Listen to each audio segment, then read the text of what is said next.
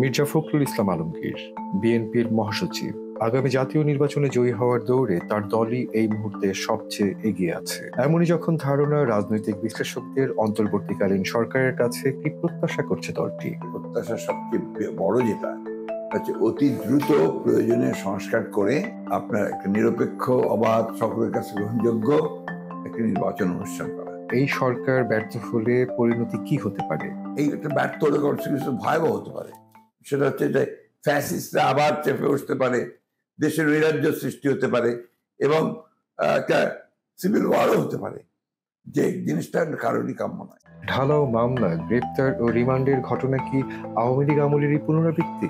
এই যে মানুষগুলোকে যারা গ্রেপ্তার করা হচ্ছে, এই মানুষগুলোর অপরাধ, এটা আপনার তদন্ত তো হতেই হবে, নিঃসন্দেহে সবই হবে, কিন্তু জনগণের মধ্যে খুব পরিষ্কার হয়ে গেছে যারা কি ধরনের অপরাধ করেছে।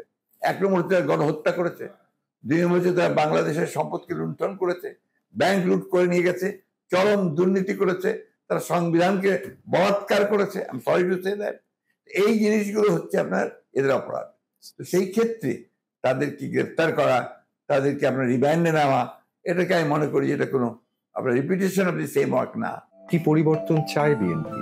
আওয়ামী লীগের যে সরকার, হাসিনার যে সরকার, তারা সংবিধানকে যেভাবে ধ্বংস করে দিয়েছে, তারা নিজেরাই ৭২ সংবিধানকে অসংখ্যবার কাটাছাড়া করেছে এবং ধ্বংস করেছে এবং পুরোপুরিভাবে একটা ফ্যাসিস্ট সংবিধানে পরিণত করেছে। তো সেই সংবিধানের পরিবর্তন অর্থাৎ তার সংশোধন খুবই দরকার, অত্যন্ত জরুরি দরকার, তা নাহলে কোনো কিছুই সঠিকভাবে চলবে না। সংবিধানের কোন কোন অংশ ফ্যাসিবাদের সমর্থক? আপনার প্রথমেই হচ্ছে যে একজন বিশেষ ব্যক্তি ছাড়া ব্যক্তির সম্পর্কে কোনো কথা বলা যাবে না, কোনো তাদের পরিবার সম্পর্কে কোনো কথা বলা যাবে না, এবং এই কনস্টিটিউশনকে, ওই ধারাগুলো কোনো কালেই পরিবর্তন করা যাবে না। সবচেয়ে ভয়াবহ আপনার এটা হচ্ছে ওই সংবিধানে তারা যুক্ত করেছে, যেটা কোনো মতেই কোনো ডেমোক্রেটিক দেশের একটা সংবিধানে থাকতে পারে না।